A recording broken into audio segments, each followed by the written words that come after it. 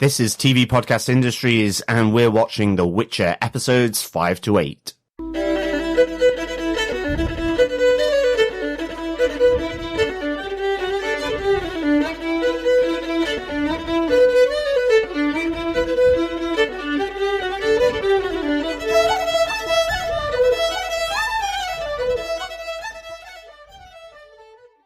Welcome back, fellow Witchers, to TV Podcast Industries, where we are doing our part 2 coverage of The Witcher, and we will be looking at episodes 5 to 8. I am one of your hosts, John. I'm one of your hosts, Derek. And rounding out this fellow group of bards, I am Chris. Can we be anything other than bards? There's loads of different things in this universe. Can we be witchers? Can we be mages, maybe? To be fair, we use our voices a lot. We do. True. We are bards. We may not like it, but we are bards. Yes, O Valley of Plenty. What is the podcaster equivalent in this universe? I would assume A bard. storytellers. A bard. Damn it. A bard or a storyteller, yes, a wise woman. Shanachie would be the Irish word for it. So Yes, a wise I'm woman. sticking with bard. It sounds better. Okay, Bard. But welcome, fellow Witchers. Yes, our spoiler-filled review of episodes 5 to 8, our part 2, if you will, of the Witcher series. And we are TV Podcast Industries. If you haven't already, please pop over to our website and you can subscribe on any Nilfgaardian or Sintran supporting podcast player. And of course, support us by rating us, sharing the podcast, leaving a review on your podcast catcher of choice, because sharing the podcast is absolutely sharing the love. And of course, if you want to, you can also head on over to our Patreon and you can support us there as well. Any form of support for TV Podcast Industries is spot on. So yes, you can get us on Patreon at patreon.com/TV Podcast Industries. And of course, any support, whatever form it takes, is absolutely spot on, fellow Witchers. And I presume soon to be fellow Trekkies or Trekkers.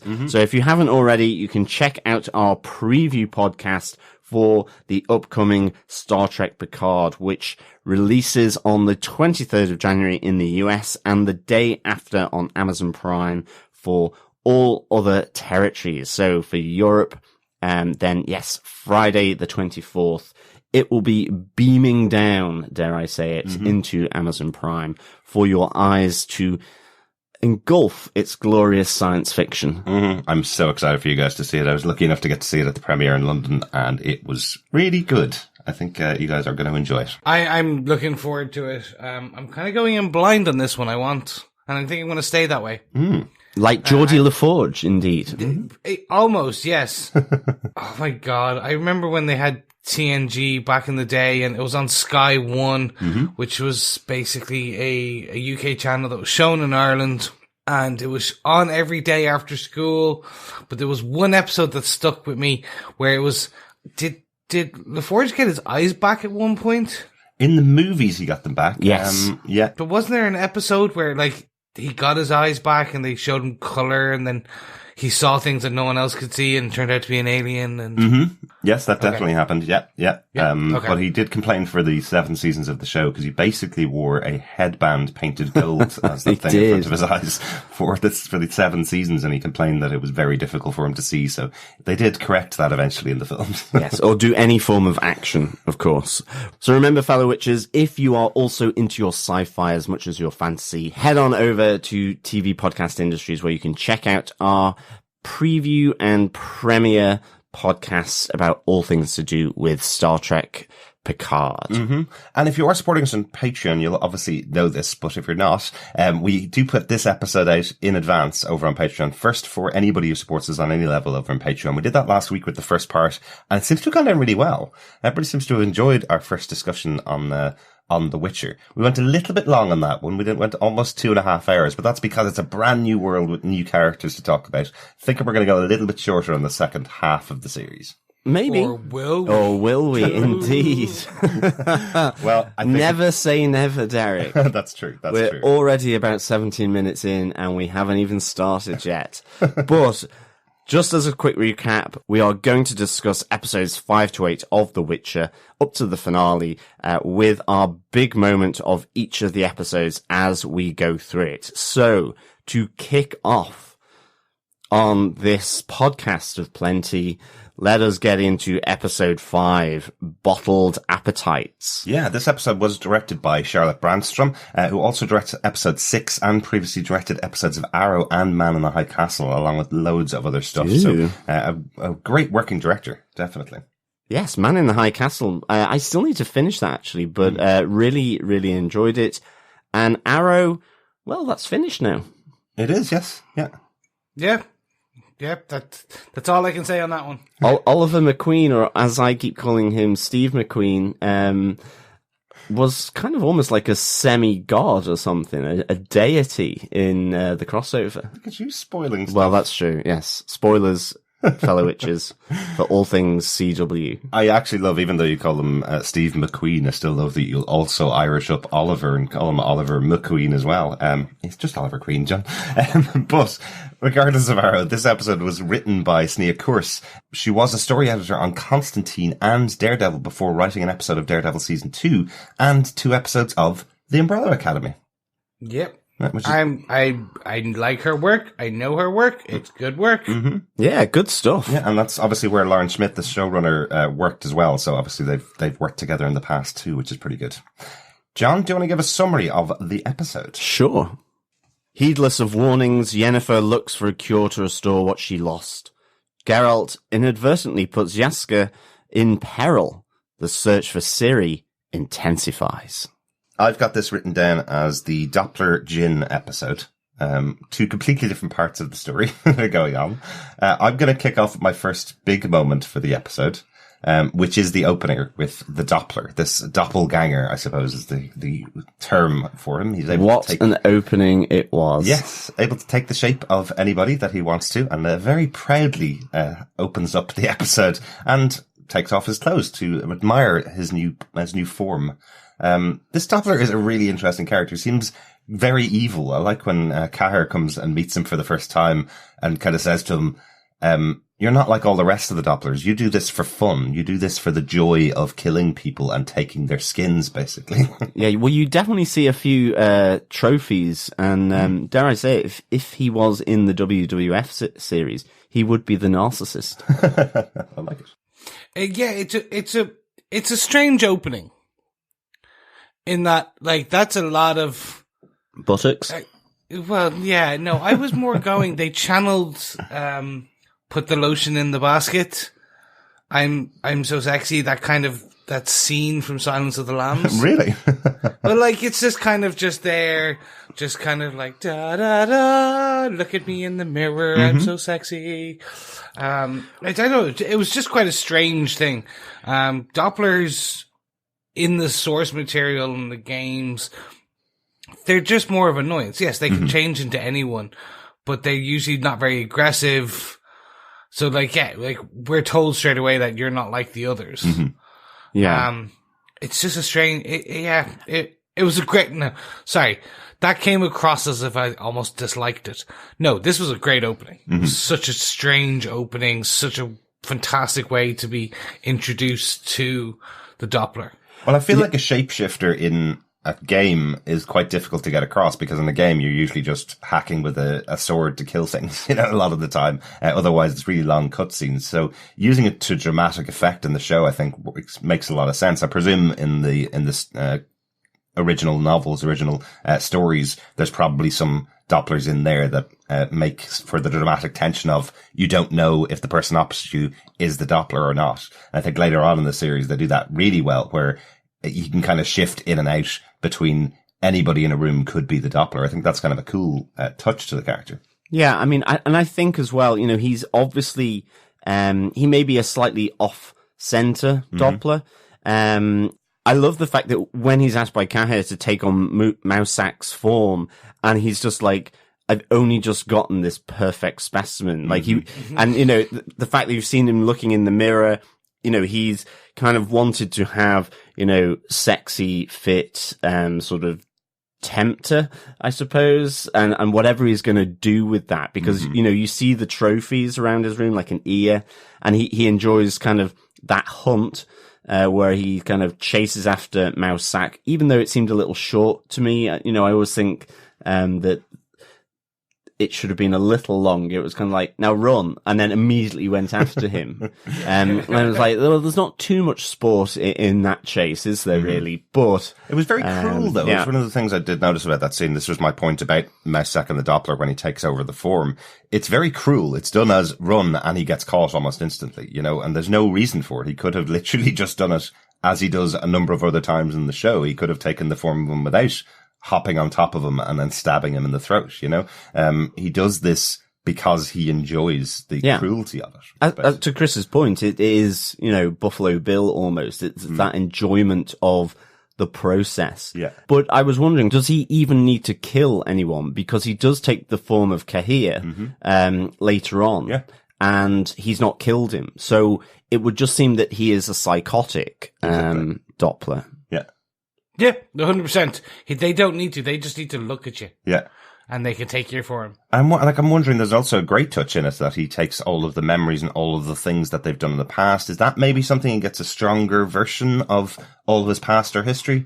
I don't know. It seems to fall through a couple of other times with the other people that he takes the form of. The knowledge that he has of them seems to not be as good as the knowledge he has of Mousesack. So maybe the act of the aggression gives him even more information, or the death of him gives him all the information over. I can't tell. It's not really clear from the show whether that's in there, but it just feels like he's being cruel and he seems to enjoy it, basically. But I really like that as kind of the opening scene in this and introducing this new character. Also great props to the stage design or the set design for the mirrored wall that he had in front of him, the perfectly placed mirrors, so his modesty was contained. You couldn't see anything other than the backside. That's it. So well done, guys. Well done. Well, absolutely. I mean, there were a lot of backsides in this episode, yes, there were. In fairness, and a lot of everything else as well. Mm-hmm. That was my big moment from the episode, but one of the other moments I did want to talk about was I was so intrigued by Yennefer's story at the beginning of this episode, where she effectively is kind of like a traveling mage going around selling her wares. And as the episode progresses, suddenly has ownership of a castle. I think that's a really interesting change for Yen. I love that she seems a little bit down on her luck, is about to get arrested by the mayor of this town, and then the next time you see her, she's controlling everybody in the village. Everybody's under her spell, and she's got a castle. Like, that's such a cool thing for this character. She's really using all of her powers to ascend, I suppose, and get whatever she wants to. I love that that's exactly what the mayor says. This woman just gets whatever she wants. Nobody can refuse her. Yeah, definitely. And certainly, it made for some really funny, moments as well. I really like this. Just even, I think the mayor in the kitchen, in the nud, just kind of spouting kind of nonsense, cause she's in his head and just that interaction with Geralt where he's like, what is going on here? I think was really good. She wants apples. Exactly. Really nice. But I suppose, my point really for this episode was the Djinn and Jaskier.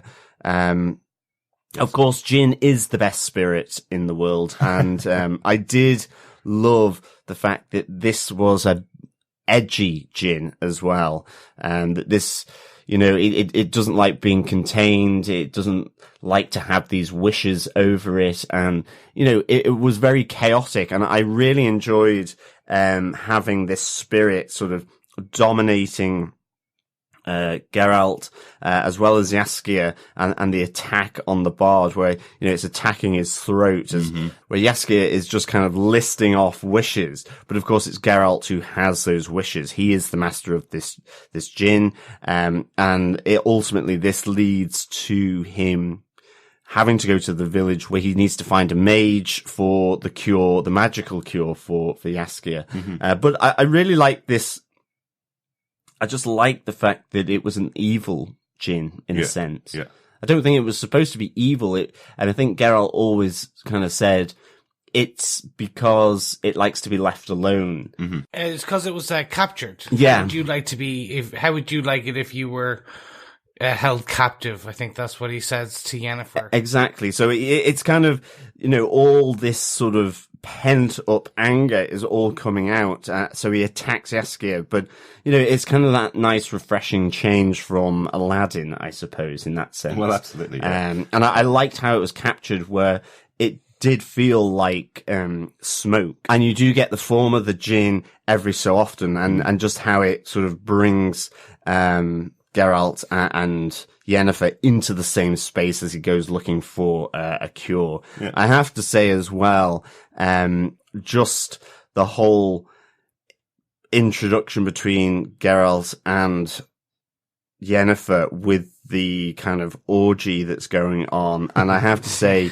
Jaskier, I loved his face because, he's kind of dying. He's bleeding from the mouth, but his eyes are kind of like big marbles, just like going, what is going on? And then he doesn't really have any strength. So he's just kind of, he's in amongst all these naked people who are writhing and doing their thing. And his eyes are kind of like, just like, get me out of here, help me. Even though, he's up against, I think a number of breasts at one point as Geralt and Yennefer are sort of having their first big meeting and conversation.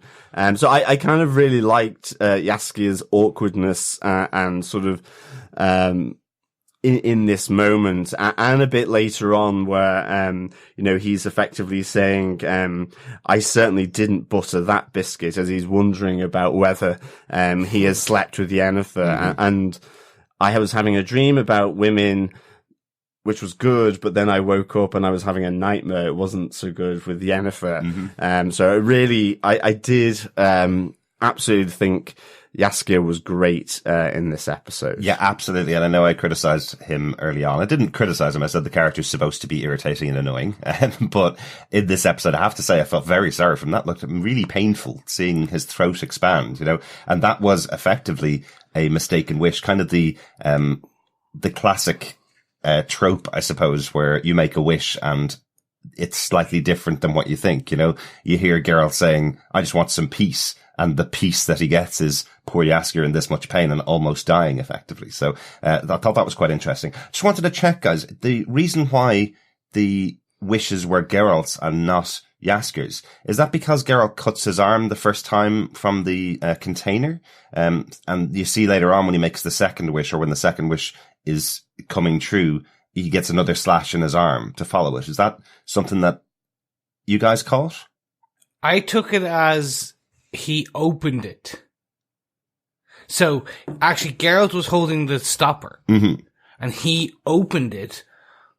So he was actually the one who like literally rubbed the lamp. Yeah. Whereas it was Jaskier holding the lamp. Yeah. That's how I took it. That's the way I took it, is that you think that because Jaskier's holding it, he gets the wishes, but it's actually the action of breaking the seal, which is we have the seal of the kind of sorcery of whoever sealed that djinn. Yeah. It was just that moment when he's on the ground trying to pick up the broken vial, I suppose, or the broken container after Jaskier's dropped it.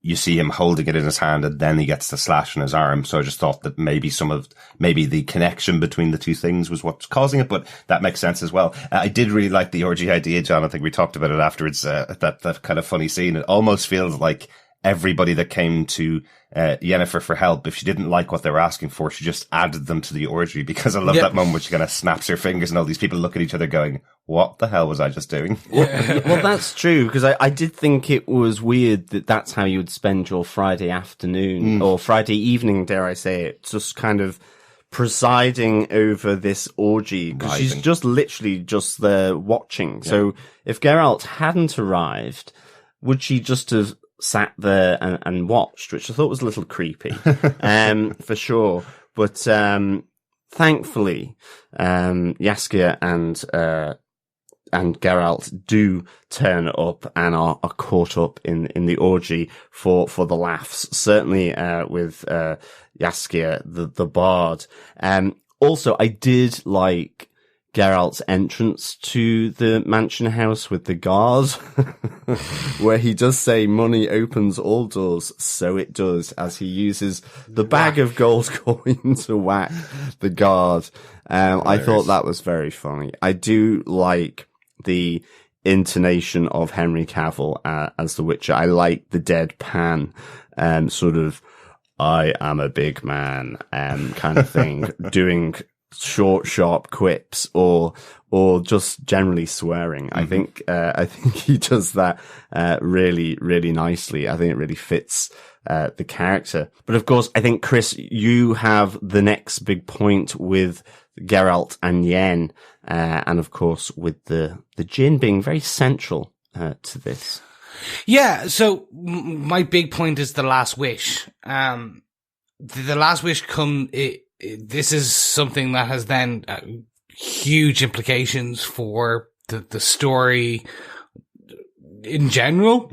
But the one thing I did want to say is, wouldn't you have, I've seen a few people say, oh, well, you didn't get to really see the djinn, did you? It's just kind of, it was ethereal and kind of just went up into the sky. It's the smoke monster. And I went, well, yeah, a smoke monster, but I was like, would you really have wanted kind of like a Robin Williams-esque or exactly. a kind of Will Smith-esque, just like, hey, did it, just kind of like jumping around and like, yeah, it would have given us a few more musicals, but that would have been about it. We have enough. Yeah, exactly. We've seen Aladdin 2019 already. Anyway, so my bit is the last wish. So what I found really a lot of enjoyment from this is we get the reveal that it's actually Geralt who has the wishes. That like, so actually when you rewatch it, the cuts that we see on his arm is after he just wishes like Jaskier will shut up. So they come around the same time. So I was just really amused by that, because when you go back and watch it, he does say the lines that he's just like, I wish you would just shut the hell up and blah, blah, blah. And then we get the basically reveal that Yen is dying by trying to contain the djinn in herself. So we start to see, and we get backstory at the beginning of this, we get exposition that Yen now just, the one thing she wants is a child. She has all the power that she needs, but because that power came at the cost of being a mother, that she's unhappy with that cost now. Well, absolutely. So she's been doing everything she can over the last few years. She's left the circle to find a power that will restore that option to her. Yeah. Because that's the thing. She wants the option. And she's looking for, I took it as she's looking for more power. Like, she wants to obviously have her womb back effectively. She wants to be able to have a child. But she's curing Jaskier simply to control the djinn, as you say, Chris, because she thinks he has the wishes. He is the master, and so to ensnare the djinn. But she's always looking for power. That's the thing I've always kind of, at this moment in the series, with Yennefer, is that she's always looking for more power, for various different ends, which is really interesting. Well, I think it kind of translates to what we talked about in our last part. You know, there's a cost to power, is what everybody keeps telling her. And she wants to have everything. She says, that's exactly the line she says in this episode, I want to have everything. So the idea that she has had to give up her ability to have children, she in fact calls it was taken away. They will take away your ability to have children in order to get the power. Because that's been done to her, she's going, well, I need to find a way to bring that back as well. So I have everything that I used to have plus all the power effectively. So I think that's quite interesting. You know, this idea that to her, it's not an exchange in order to get more power, even though that's what happened. She feels that was taken away from her to get power, and now she wants it back. So she's now going around this world trying to find any cure for the thing that was taken away from her. Yeah, I think that's a really good idea. Yeah, I do like that. Especially because it does lead to what we get in this episode, which is the binding of, well, yeah, I suppose I can say it now because we're reviewing all of them. Mm-hmm. The binding of Geralt and Yen. Yeah. So we don't hear what the last wish Geralt wished for. He wished to save Yen, but he was like, we never actually hear exactly how he phrases it in the TV show. Mm-hmm. But in episode 6 at the end, we find out that it was she was saved from the djinn by Geralt because he basically wants to tie their fates together. Okay. Essentially, he ties them together. So that's what we find out in this TV show. Mm-hmm. It's laid out a lot better in the books. Right. I read this story now. Mm-hmm. Since we've started recording these, I've started reading some of the short stories and some of the overall novels. Mm-hmm. And I've gotten up to the last wish. I'm past it actually now. It's laid out a lot better in the books. Mm-hmm. It's more explicit, I should say. Yeah. When you find out how they bonded, well, what was said to bond it together, because we just don't know. Essentially, all he said, we know is that Geralt wished Yen to be saved. Yeah. But we find out that it means much more. But I think this is, again, that's the kind of trope of a wish. You know, everybody thinks, I'll wish for $1 million, I'll wish for a great house, and I wish for more wishes, is what everybody says. But what we find out repeatedly throughout all of fantasy is effectively, if you make wishes, you don't get exactly what you want out of the wishes. Yeah. So him saying, I want her to be alive forever, and the djinn goes, oh, you want her to be alive? Well, then the two of you will be bound together forever, effectively, to ensure that she stays alive forever, kind of thing, you know? So that, I love that. Again, it's magic at a cost. It's another one of those, tropes, for want of a better word. That's kind of it for the 3 main points. Anything else you want to, discuss on this first episode, guys? Yeah, so we need to discuss something very quickly here. Mm-hmm. We're going to go completely off topic, and I just want to hear what everyone thinks is, how the hell is Jaskier immortal now? Immortal, yeah. Immortal. Like, he is just, so in the beginning of this episode, he literally says it's been a decade since he's spoken to Geralt. It says a decade since Geralt left him in the court. Yeah. Basically in Sintra, and, since that whole, Pravat and all that kind of has come about. Mm-hmm. But Jaskier does not look a day older. I did laugh at that. Yeah, I was kind of going, he looks like he just went and changed his shirt. Surely they could, make him look like he hadn't shaved for a few days, maybe. Just something. It's the magic of music, Chris. You know, if he sings a good song, it de-ages him. You know, maybe that's it. He's young as well. He needs the aging cream. But so it's laid out that it's even expressly said that magic and mutation slow aging. Mm-hmm. So that's why Yennefer and Geralt and all the other major characters are not aging. Yeah. And they even age Queen Calanthe. Mm-hmm. So they just forgot to age Jaskier? Or it's something for season 2. Maybe. I just assumed because he was young. Yeah. And he's not really changed that much. He's not hit 40, so, he's kind of thereabouts. 10 years seems like a significant one. I know, sometimes you meet old schoolmates and you go, you haven't changed it today, but you're usually just being kind. They've gotten grey hairs, they've gone a little bit bald, they've got a little bit of a paunch, or they are growing a beard, something like that. But 10 years is maybe massive. He looks after himself. Maybe he moisturizes, he takes his vitamins. True, if they even grade Mossack. Mm-hmm. Yeah, but Mossack's an old dude. A Mousack even, yeah. But if he's barding away in big halls and all that, then he's eating well, he's kind of got, it's the equivalent of a luxury hotel in this world, being in the palace or the castle. So maybe it's just he looks after himself and moisturizes. Absolutely. And there's plenty of pills and potions out there, so maybe there's a slight potion that allows him to keep young. Absolutely. And remember, how many famous people look really young in comparison to the people that they're in school with or the people that they know in their real life. He's basically just had Botox and filler. He's basically Tom Cruise, the singer. Magical Botox. One of the one I just wanted to comment on was there's a mention in here of the scent of lilac and gooseberries, and it's not really explained. It's when Yen is trying to control Geralt, and he goes, "Oh, the scent of lilac and gooseberries." We did start the Witcher game last week, and the opening scene, effectively, of Witcher 3 is him going, "She smells of lilac and gooseberries." So it's obviously something that the scent of lilac and gooseberries follows Yennefer around, kind of like the scent of her magic. But it's not very well explained in this show, and I didn't really understand it from the game, other than he seems to follow her around the world using this scent. It's essentially that's her. Anytime he thinks of her, he smells that. Mm-hmm. Anytime they meet, that's like even before, because the Witcher's noses are kind of tuned up. Mm-hmm.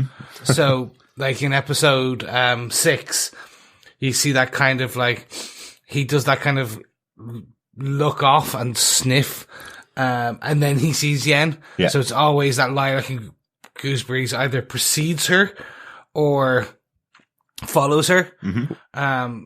Well, at least it's lilac and gooseberries, and it's nothing like Gwyneth Paltrow's scents that she's coming out with. Oh dear! Oh, goop! Oh dear, John. Oh god! let's move away from that. Yeah, but really I will say that there was a discussion for all our fellow kind of watchers and witchers. There was a very brief discussion because Goop has its own Netflix show now. Should we podcast on it? The answer is no. No, we will not be podcasting on that at all, though, definitely not. A final thing just to mention in this episode, Yennefer is visited by Tiso, who tells her that the mage who took over her role in Nilfgaard is Fringilla.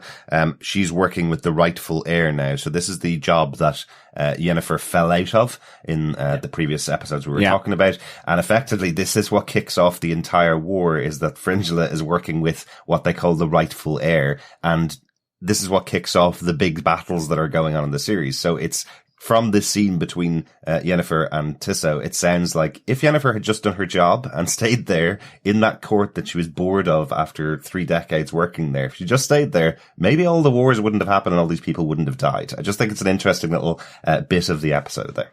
Yeah, no, definitely. I think Fringilla definitely becomes very central later on, and there is a little bit of sarcasm and skit from the mages around what would have happened if Yennefer had remained in Nilfgaard and actually gone there rather than her becoming pretty and moving to what was seen as a more high profile sort of royal house. Right. So that was I kind of quite like that. So with that, on to episode 6, Rare Species. Derek, what are some of the directing and writing details on this? Well, the episode was directed by Charlotte Brändström again. It was written by Hayley Hall, who was a production assistant on TV show Power in 2017, and then became a staff writer on this season of The Witcher, and this is her episode of the show. So I love seeing that progression. We've seen it a number of times on the Netflix shows and that kind of stuff, where you see somebody moving up to the position of a writer on the show from working as production assistant. I don't know. I just really like that progression for writers, that there is a path. It's really nice to see. Shows. Yeah. John, do you want to give us the summary? Sure. A mysterious man named Borch Three Jackdaws tries to entice Geralt to join a hunt for a rampaging dragon, a quest that attracts a familiar face. Meanwhile, Ciri questions who she can trust. So yes, a dragon hunt. We see dragons in this world. And just to say, Borch Three Jackdaws was played by Ron Cook from Hot Fuzz, one of the 3 cornetto parts to the trilogy. Yes, wasn't he the drunken man who tried to cook himself up some a fry up whilst drunk? Well, yes. Really drunk. Yes, that's the one. And ultimately, he is blown up. Yes, he didn't last very long. Well, he's killed actually, and then blown up. That's what happens when you cook a fry up drunk. Exactly. It just starts. It's just true life. Chris, do you want to kick us off with your big moment for episode 6? Yes. Actually, before I kick off, I want to take one aside, right? Which is, this is one of the things I really enjoy about The Witcher. It's Game of Thrones-esque in that it's a real world. There are complete beasts in the world. But there's also some really nice people. There's monsters, and then there's monsters that are not bad. So we have the the that Jaskier, basically finds in the bushes is a Hirika. Okay. And these are in the games, and they're not bad. They're cute looking bipedal kind of dogs. Right. So, but actually, really strangely, is in the Witcher lore, and I only know this because in the game, they're almost extinct. Right. Like, they're more rare than a dragon. Oh, wow. So when Yurik kills and, like, dismembers one of them, I'm just like, they should have played on that more. It just shows how much of a he is. Well, I do like the fact that poor creature did take its revenge from beyond the grave with the squits from Sir Nightalot. Yes. I thought that was sweet justice, because it was kind of like it almost felt like he was a knight that really hadn't proven himself yet, and he thought this was, I know, let's do it on the equivalent of a little kitten that is starving and goes completely overboard. So, of course, everyone else there who has seen battle, has fought monsters, and so on are like going a little over the top. Yeah. Sir Nightalot. If you had walked away, if we had fed it would have gone. Exactly, yeah, exactly. I love the reaction of everybody to this character all the time. It's like, we get it for kingdom and glory, okay. And I kind of like the idea that effectively Yennefer is bringing him with her to sacrifice him, and he doesn't know it. You know? I just think that's really a good idea. It's like, well, he'll probably die, but I accomplished my goals, so I'll put up with this boring, blusterous dude so that I get what I want. You know, I really like that kind of idea from Yennefer. But speaking of that sacrifice, my main point really is it's the dragon theme throughout this. The dragon, the plot point, which is we know that, Borch kind of essentially takes or hires Geralt for this quest to stop the rampaging dragon. We know, and he's like, well, dragons are rare. We don't usually hunt them because you don't need them. They don't attack people. We see the great trek forward through the mountains to get there. And what I really enjoy is the twist on the ending. Yeah, me too. Like, it's not they get to a dragon and they have to kill the dragon. It's not they get to the dragon, they have a nice chat with the dragon, etc., and then everything's fine. It's unique that you get there. Well, first of all, you find out that Borch was a golden dragon, which is great, because that has to come back into play later, I'm pretty sure. Yeah. Because he's the rarest of the rare. But it's also that the green dragon was pregnant. She basically had laid her eggs. She was just protecting her egg, and she's died because of it. Yeah. So now there is a motherless egg with Borch. And they can't move the egg, can they? Otherwise, the life inside will be destroyed. So, no, I agree. I thought this was a great undercutting of dragons, because that's the best way of putting it. Thank you. That's definitely, like, I love the idea. It was this of keeping your enemies closer, so they go with all the hunters, and you've got these two kick-ass ladies that are protecting Borch, who you just think is an old man, and then he is a dragon in human form, and then you see that his kind of waistcoat or his overcoat has that scaly look to it, which is really nicely done. I love that conversation between Jaskier and his two protectors where he's going, why are you hanging out with them? I presume you're hired hands? And they're like, no, he's the most beautiful, and look at him as if he's crazy, you know? I think that's a really good little moment between the two of them. And the fall off the side of the mountain, I think that's cool. That really reminded me of something like Lost Boys. Do you remember that, where they're hanging under the bridge and they drop into the fog below, and then you realize that they're supernatural beings, so they're able to escape effectively. So that's kind of what happens with these three. They all fall off the side of the mountain and they're saved by him transforming back into his gold dragon form. I think that's just such a cool little concept, because you don't think they're going to be coming back. No. But there's also another little touch here as well, a little bit of maybe Agatha Christie kind of murder mystery, as effectively he's murdering some of the hunters as they're going up the hill, or himself and his partners are murdering them as they're going up the hill, so that they never make it to their quest of killing the dragon. I think that's kind of cool, because you would not point the finger at him at all. You would not think that he's the one that's taking out people's weapons and killing people on the way up. But that's part of his mission before he gets there, and then gets Yen and Geralt to protect his final destination, I suppose. Well, because the knight is slayed whilst he is squatting for his number 2. Who would do that? I don't know who would do that. A fitting end for a knight so unchivalrous. Absolutely. I think the other thing I really liked about this was because they get to the dragon and Yennefer switches once she understands that the female dragon was protecting her egg. Mm-hmm. And because of the situation she finds herself, where she has given up the ability to have children for power, and she wants it back so badly that ultimately she turns on this moment to protect the dragon and the egg from all these sort of these groups of men who are there to slay the dragon, take the egg, and so on. And I think that's really nice, because I think it really does say for Yennefer that she, you know, we were kind of saying, well, is she the big bad? Is she the evil one? But at least at this moment, there's a rationale to her that is incredibly human, and that maybe, you know, her previous life when she was disfigured and in the village, she understands people ganging up on individuals or other creatures.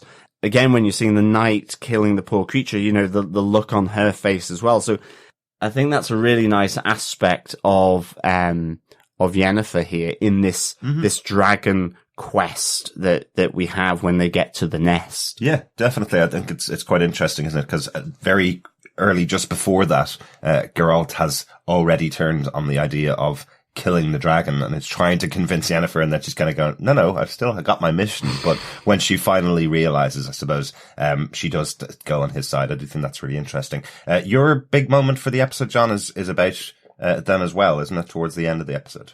Yeah, I think it's really interesting that we see here a passing of ways of both Yennefer and Jaskier from Geralt with different ways. As Chris was saying, you know, there's the moment when Yennefer realizes the wish that Geralt made, and she wants no part of him again. Mm-hmm.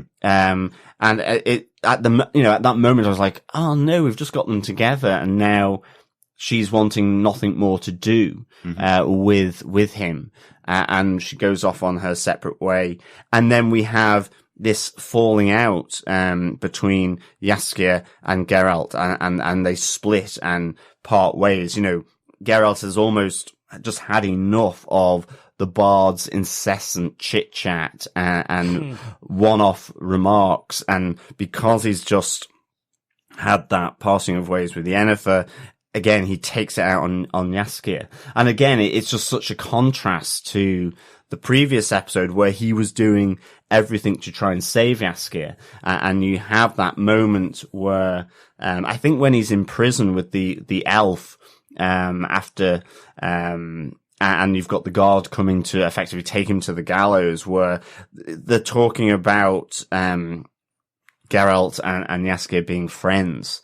So, you know, you kind of see here in this moment, this parting of ways, you know, a splitting of friendship, a splitting of this sort of destined relationship of Geralt and Yennefer, and the friendship of Jaskier and Geralt. So, that was my big point here, because it felt really big that he was losing these two companions at the end of this episode, and how or if they would ever come back together again within the remaining episodes. So I'm glad there's a season 2. Yeah, absolutely. It's one of the interesting things about how this show is structured, isn't it? Because time moves so differently in this show. Sometimes you're directly following on from the exact end of an episode, but one of the stories, usually with Ciri, that seems to play out in real time all the time.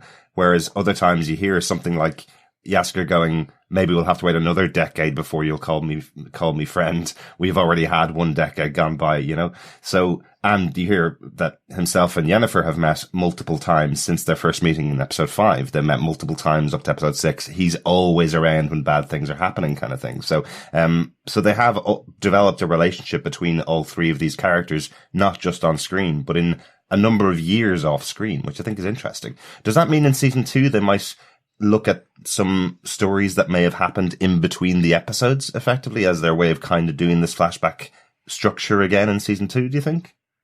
I do. I think that's what we're going to get in season 2, which I think is they'll do some of the short stories, which is kind of like, and that will give us our flashback. That they'll be our timey-wimey chain. That will be the timey-wimey part for season 2. Which is the flashback to when they saved the kingdom of X by just the 3 of them again. Yes. Because that's the thing. Jaskier and Geralt kind of float in and out together. They do travel quite a lot, but then they go off. So I'm interested to see, I'm interested to see how they'll do that. Yeah. Yeah, I do like that effectively Jaskier comes in to top up his song book effectively to kind of meet up with them and go, have you had any adventures recently that I could write about? I love, again, when he's going along with all of these hunters and he's kind of getting some stories off them. He's like, oh, this would make a #1 single. It's kind of what's going on. Yeah, absolutely. This would pay for my food all the way through winter, you know? Just quickly, Derek, before as well we go on to your big point, the one thing I'd love to see in season 2, as you said, we started playing the Witcher game and there is an opening part to it where there is a great death as a raven flies through the eye of the king with the big sword, who I'm not entirely sure who that is. It could be Cahir. I don't know. No, we only literally started the game, so we don't know yet. But I was just like going, wow, that is literally one of the best death scenes I've seen in a long time. So I hope we get that in season 2. That was very cool. I'm going to talk about the Doppler again for my other big moment. Am I the only one that likes this character? Look at you are just obsessed with the Doppler. I think it's a great character. I really like this whole concept of what it's doing. It's just going around possessing different people in this world. And it kind of felt like the Thing to me. Now, I will admit, I can't remember exactly where the story ends, whether it's this episode or the next episode. You guys might need to correct me, but I'm not going to talk about it for episode 7, I promise. Just going to talk about it in this episode as he is in the form of Mousak. Big props to the actor who plays Mousak. He feels completely different than he has all the other episodes. You know, he was that really friendly character when he was talking to Geralt, who's kind of patting him on the back, and the two of them have a really good relationship. You see him as the supportive, instructive person when he's talking to the lioness, the queen, as he's been working with her for years. And now when he's walking with Ciri out of the forest, you see how annoyed he's getting at this child asking him questions and questioning his motives all the time. I really like how that's being played by the actor who's playing Mousak. I think that's really, really good. But Ciri has listened to the advice and realizes that she needs to ask all the right questions, and she starts asking all the right questions of this character who knows everything about Mousak. But what he may not know is the feeling and intimacy between Ciri and Mousak in the past. He may not understand the detail behind it because he still has his own personality underneath it all, which I just kind of like that revelation comes in. Ciri once again is left all alone when she does find out that this is a Doppler and not her friend. Dara walks away from her, effectively leaving her behind, and she gets away from the Doppler. And then what I really like is that he takes on the form of Ciri to go back to Cahir, as if saying, I have captured her, kind of thing. But the reason why I've chosen this as my point is because, well, I was kind of right. I said that the last time we saw Ciri and Cahir face to face, there was a look on Cahir's face looking like he was actually trying to save her. not trying to kill her, which everybody had made the assumption that he was trying to murder her effectively.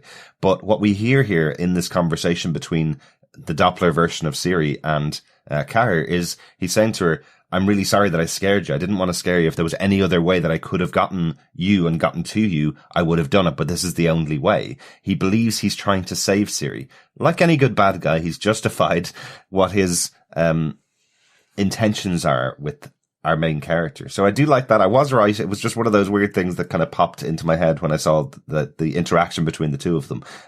But I like that this is how it plays out in the episode. Yeah, I'm really glad that they're pulling it this way, in that Cahir is a zealot, and we don't know why, but to them, Cirilla is the prophesized something. Yes. She is going to save something. Like, again, we're learning slowly more and more. But yeah, you were right. We thought it was just he was the bad guy. Yeah. But again, it's one of the things I'm enjoying about the Witcher universe, and actually how they've translated this, which is, yes, it's the tropes, but it's a slight twist on the tropes. And I think that's one of the things that keeps me enjoying it. Absolutely. Yeah, absolutely. Definitely. I think as well with Cahir, he is trying to save her, but to what end? You know, I think we really do get that idea. He is in some way a zealot of some description, of something that he believes in totally, and nothing else will change his mind. So he is pure driven, and he feels entitled to do what he's doing in bringing this war to the world of the Witcher. So yeah, he wants to save her. But what does that mean? You know, what is it that he wants to save her for? For him, for his own gain, for his kingdom's gain, or because she is somehow central in making him even more powerful? Is she just another, powerful weapon for them to use in their war? Yeah. It would be stupid of me not to also talk about the Cahir versus Doppelganger fight, where Doppelganger takes over Cahir's body and the two of them fight against each other. I think that's really good because, again, you have this idea that the Doppler learns all of your abilities and has all your knowledge as well while fighting against you. So how would you beat yourself if your opponent has all of your skills? And then it turns into a bit like The Thing, one of my favorite movies of all time, where the Doppler leaves the room and Cahir follows him out into a room full of people and goes, is he still here or has he left? I'll slaughter everybody in the room to try and find out whether this Doppler's gone or not. I think that's really, really good when you see Cahir sitting on the floor covered in blood and just bodies everywhere around him. I think that's such a great little image that you have of this character. What I find interesting is the Doppler now has a cut on its face and is Cahir, right? So it's escaped potentially. Yeah. That's going to come back to in season 2. Will it use the form of Cahir to do stuff? Yeah. And is it now going to be it's that kind of, how do we know it's the bad Cahir? Because it got a cut on its face versus a good Cahir who doesn't. For some reason, it has a goatee that won't go away every time he transforms. Even into Ciri, he's got a goatee to prove that he's the evil guy. Yeah. Well, that's true, actually, because, I mean, has there been potentially a sleight of hand here in a card trick in that fight where, later on in episode 7, episode 8, are we absolutely sure that this is the original Cahir that was there before that fight between him and the Doppler as Cahir? I didn't spot the slice as such, and maybe that's just for convenience at the moment to make that distinction. Absolutely. Right. Yeah. Because otherwise the Doppler's power suddenly gets undermined a little if it takes on a scar and can't get rid of it when it changes into another person. You have to always explain it away, kind of thing. Which, to be honest, when he changes from the good-looking dude into Mouse Sack, he just changes to Mouse Sack, as far as I could see. So It may have just been to identify who was what, but I can't imagine that he would take the scar with him or the goatee beard. It was almost like it was just in the process of changing. Maybe he hadn't fully formed or something. Maybe it's something around that. But then I think the bigger question for me is, has there been that sleight of hand, that magician's card trick that we will find out probably in season 2. Right. I'm not sure whether there is a swap. I think it is the original Cahir that we see for the rest of the other 2 episodes. The cut that's on his face that you're talking about, Chris, let's just make sure that I've got it in my head. That's from when Dara and Ciri are fighting him with the silver, and he gets damaged by the silver, isn't it? And that's why he's got this permanent cut. No, Cahir slices him in the fight. Oh, okay, just with a regular sword, though. With the regular sword. So it's unlikely to stay on its face. If it was from the silver, then it was most likely to stay. But they framed it. It was that framing that I'm like, okay, they're going to do something with this. Right. Because he does get cut with silver from Ciri. Yes. So that would be more likely to remain as a permanent cut, because that's his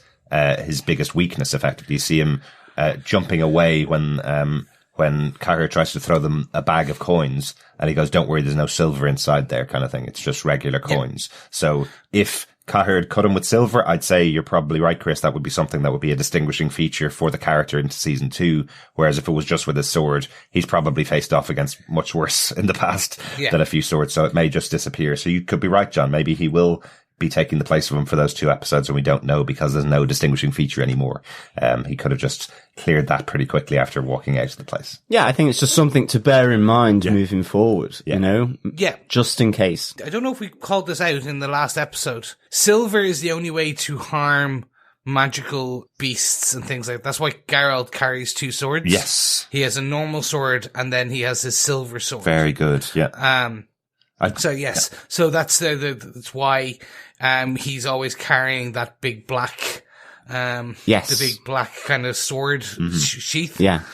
He usually keeps it on Roach when he has him. Or he carries it himself, and that's where the secondary sword is in, the silver sword. Yes, we learnt that in the training module of fighting in the Witcher game, when we learnt that the normal blade is for humans, and creatures, non-magical creatures, and the silver one for creatures. And we can do a few rune blasts, like setting someone on fire. Yes, we've played it for a 15 minutes, I think. Yes. Just one last thing I want to mention before we get out of episode 6. I did like the little reference to the Hobbit from Jaskier as they get to the end of this whole battle with the dragons and all the hunters and everybody fighting against each other, and Jaskier wakes up and goes, "Did anything happen?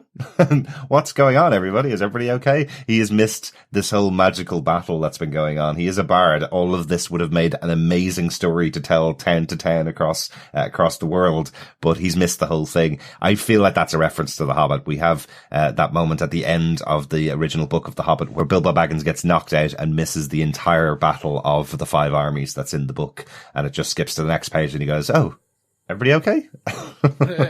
So I just like that little touch that's in the episode. Let's get on to episode 7, Before a Fall. Yes, this episode was directed by Marc Jobst. We've talked about him a number of times. He's directed Hannibal, he's directed The Punisher, Luke Cage, and Daredevil before this episode and the final episode of this season of The Witcher. It was also directed by Alik Sakharov. This is his 3rd episode of The Witcher, but he did 4 episodes of Game of Thrones as cinematographer and director of that show. I really like that because this is the kind of grittier of the 2 battles, the less magic-y of the 2 battles in the last 2 episodes. Magic is not a word, I know. But I like the idea that they brought on someone from Game of Thrones to be involved in this real battle scene that's going on in Sintra. I think that's a really good choice to work with Marc Jobst, who's had much more experience with the Netflix shows and the big budget shows. But I like the idea that they brought somebody on to kind of help with this episode particularly. Yeah, I think that's the right way to do it. Like if you have experience in these framing these shots, if you have experience in kind of setting everything up so it looks good in the back end, then I think it makes sense to use that person. Exactly, yeah. The episode was written by Mike Ostrowski. He's written a number of episodes for many, many shows, but he's done 6 episodes of the American version of Being Human as well. So dealing with some supernatural beings before, which is kind of cool. John, do you want to give the summary for the episode? Sure. With the continent at risk from Nilfgaard's rising power, Yennefer revisits her past, while Geralt reconsiders his obligation to the law of surprise. Yes, so what is your big moment from episode 7, Chris? So for me, it's the episode. No, pretty much. Pretty much. It's I'm doing a John on this. I'm going to go. This is my big point. It's the episode. No, the Battle of Sintra from Geralt's point of view, or the beginning of the Battle of Sintra, I should say, and how we see the missing words between that we saw in, or the different point of view of the very first episode with Queen Calanthe and Mousak. Yes, absolutely. So actually, I enjoyed this, the seeing, like, that's about to come out very wrong, but I enjoyed seeing the death of Queen Calanthe from Geralt's perspective. Yeah. Which was also quite amusing. I did like the fact that he just kind of heard the thump and looked round like going, what was that? Yeah. It was more amusing they this time. They played it weird on that one, didn't they? It was just like, oh, there she is. It did seem to come off kind of fairly sort of powerful, rising, emotional music as well. And then it was like dumph, and like Geralt's kind of like quizzical look on his face. Like, what was that? And I really enjoyed, so those, what we thought were, I don't know what we thought from episode 1 where Queen Calanthe's talking to Mousak, and seeing him kind of like, go get Geralt. Yes, save him. But he's downstairs. Yada, yada, yada. Yeah. All those kind of whispers. And then actually I don't know what we thought they were. I can't remember what I thought they were, but now I know what they are. I'm like, oh, that's really interesting. Yeah. That's what they were talking about. Well, I think we just assumed that it was her giving instructions to get Ciri away and safe, you know? It's interesting when you think back to that first episode, the three of them are on horses trying to leave Sintra, get out of the place and run away. And really, Geralt is very, very close at the time when they're running away. It's absolutely. Like, why are they riding so fast on the horses inside Sintra when he's just inside the gatehouse over there? No, absolutely. It's funny you said timey-wimey before, Chris, for episode 6, because I actually have timey-wimey in my notes for episode 7. Because, here, this is where we realize he isn't actually that far behind Ciri in terms of time, but in terms of proximity as well. And that point of view element, as you say, Chris, from your point, is just really, it's really nice to have this moment from episode 1 being revisited in episode 7 with that different point of view. And also just seeing how Queen Calanthe is a little more, shall we say, anti-Geralt? You know, it's like, you know, she tries to kill him, then she lies to him, and then they capture him and imprison him. So it's like, yeah, she really didn't like the fact that a hedgehog was marrying her daughter. Yeah, I forgot that. Like, we knew there was timey-wimey things happening. And it was, literally, I thought they'd almost stopped that the last episode. Oh, okay. But it was just, again, it's another perspective. And it's interesting that looking back now, that knowing what we know at the end of episode 7, or actually in episode 8, everything was crossing over so much and we actually didn't know. Yeah. It was happening years ago, but it was two ships passing in the night, but narrowly missing each other. Well, I can say it now. The map and the detail from Netflix that came out about the timeline for the show is over 50 years for the first season of the show. Nice. So 30 years of the show is roughly the time that we don't see Yennefer on screen. That's around 30 years. So that's taking up a lot of the timeline, obviously. But I must say, isn't it interesting? Like the first episode of the show, if you had followed this traditional storyline of the timeline starting right there, effectively by this stage, Geralt is on his own, has lost all of his friends, is no longer doing missions, and is just trying to save Ciri. So what a completely different character he would have been if you had just continued on from that point until now, rather than showing him kind of building up and generally going around this world taking jobs and killing monsters, you know? He's no longer that character. He's now taken on his destiny to try and protect and save Ciri. So I think that's a really interesting choice from the show to do that. Also, one of the things I want to point out, I think John actually has my point for this episode, so I'll drop in on yours, Chris. One of the things I like from this is Queen Calanthe seals her fate by not respecting the law of surprise, which I really like. She's told consistently, if you do not do this, and give up your grandchild to Geralt, which is what you have already agreed to in the law of surprise, you will die. You will lose your castle. You will lose your people, which is exactly what happens by her trying to kill Geralt, by her trying to lie to Geralt and send somebody else off. That's why she dies, or at least that's what you could infer if you're a person that believes in fate, which is, I kind of like the writing in that, you know? That you could infer that she almost did it to herself by not heeding the warnings of all the mages in the world that effectively said to her, you got laws of surprise, you gotta go with them. Yeah, you've got to honour it. You've got to honour it. So I like that. Yeah, no, it's true. John, what's your point on this? I really enjoyed the meeting of the mages at Aretusa, the Citadel of the Ghouls, and the vote, because I think, one, it's coming off Yennefer returning there and her kind of having all these memories returning to her as to sort of her deformity, the change. Seeing now that there are girls there paying to attend the tutelage of Tasia and other mages, and I think you then have this vote where all the mages around the table about whether they need to get involved with the war and with what Nilfgaard is doing in terms of their conquest of this world.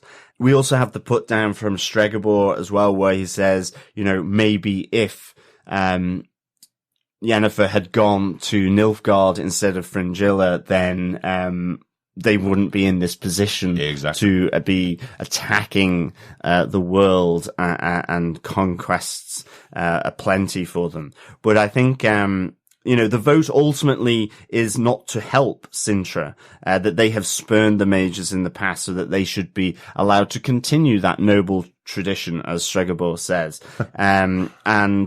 But we see Yennefer vote in favour of sort of intervening in this conflict to help Cintra, along with Tasia as well. And that was kind of interesting, along with Fringilla, who talks about this white flame. We get this notion of the white flame, and that they are using dark magic, such as necromancy, dark potions, and demon spells, which we certainly see in episode 8. I love that little touch there. There's no such thing as dark magic. They're just magic. We're using it for our ends and for our goals. There's no such thing as dark magic. That's just notions being put in your head by Aretusa. That's the notion that's put in your head. That's good and bad. There's no such thing. It's all magic. I like that kind of idea from there. But we also see that Nilfgaard is actually conscripting mages into servitude. And I was certainly, we see in episode 8 that the magic that they're employing certainly seems to have a cost on the individual,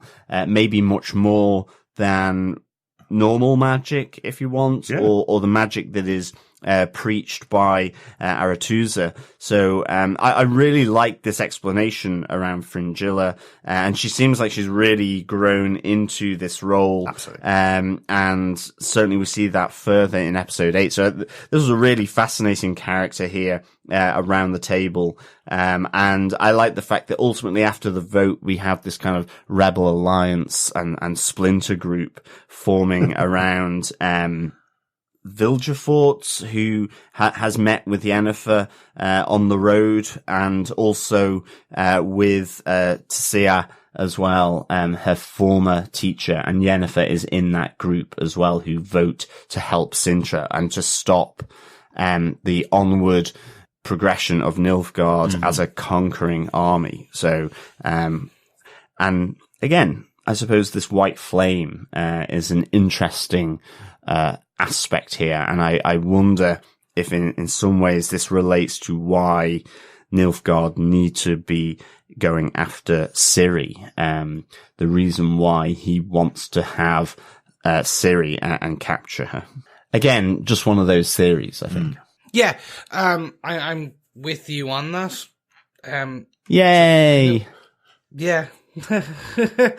I think Lauren Schmidt has changed enough of the book and the games and the topics and the things that are happening in this that I really don't know where things are going. Okay.